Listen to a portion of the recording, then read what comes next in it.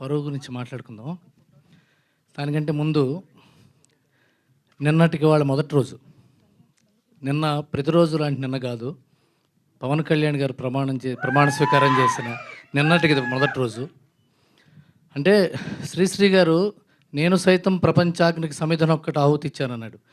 ఈయన నేను సైతం ఆంధ్ర రాష్ట్రపు అంధకారాన్ని పారదోలడానికి ఒక ప్రమిదనై నిలబడ్డానంటూ వచ్చాడు ఈయన. ఆధునిక మహాభారతం పుస్తకాన్ని స్ఫూర్తిగా తీసుకుని ఆధునిక ఆంధ్ర రాష్ట్ర నిర్మాణానికి ఆయన డిప్యూటీ సీఎం అయ్యారు.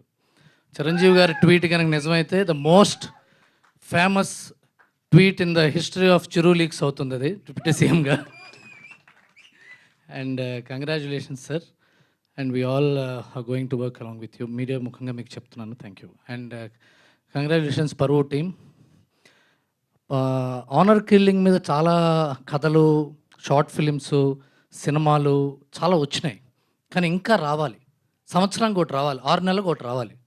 ఎందుకంటే మనం ఈ మీడియా హడావిడిలో, సోషల్ మీడియా హడావిడిలో లైఫ్ ముందుకెళ్ళిపోతూ ఈ సంపాదనలో పడి ఫేమ్ కోసం వెళ్ళిపోయి ఈ ఆనర్ కిల్లింగ్ని పట్టించుకోం. ఒక పేపర్లో ఒక మూల చదివేసి వదిలేస్తాం, 2 రోజులు చూసి వదిలేస్తాం, యూట్యూబ్లో షార్ట్స్ చూసి వదిలేస్తాం, లేకపోతే న్యూస్ చూసి వదిలేస్తాం.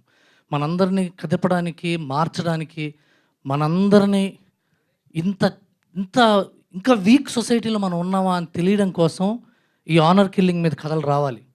సిద్ధార్థ్ అండ్ రాజశేఖర్, మీరు ఇంత చదువుకున్నా, ఇంత యంగ్గా ఉన్నా ఇలాంటి ఆనర్ కిల్లింగ్ మీద మీరు కథ రాశారంటే I really want to appreciate you on this.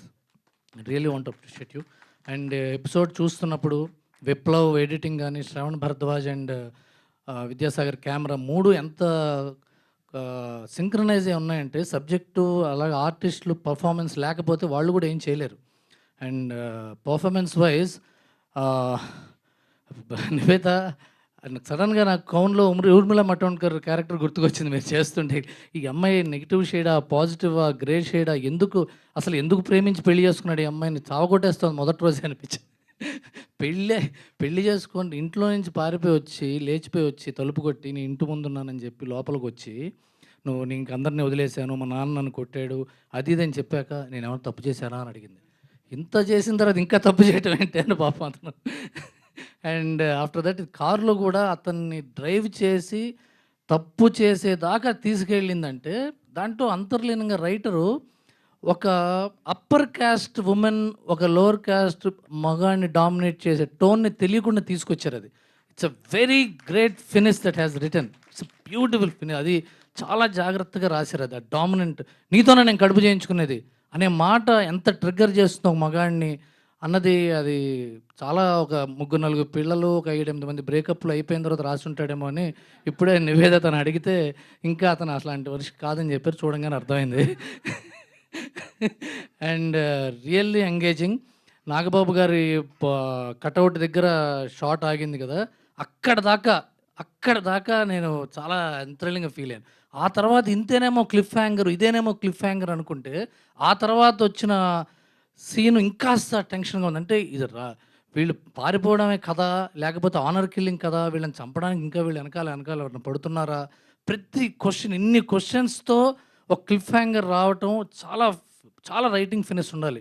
లేకపోతే 3-4 లేయర్స్ ఆఫ్ స్టోరీ రన్ అవుతుంది మనిషి మనం ఆలోచిస్తుంటేనే. అది సినిమాలో చెప్పకుండా వాళ్ళు చెప్పనిది మనం ఆలోచించుకుంటే చేయటమే బెస్ట్ రైటింగ్.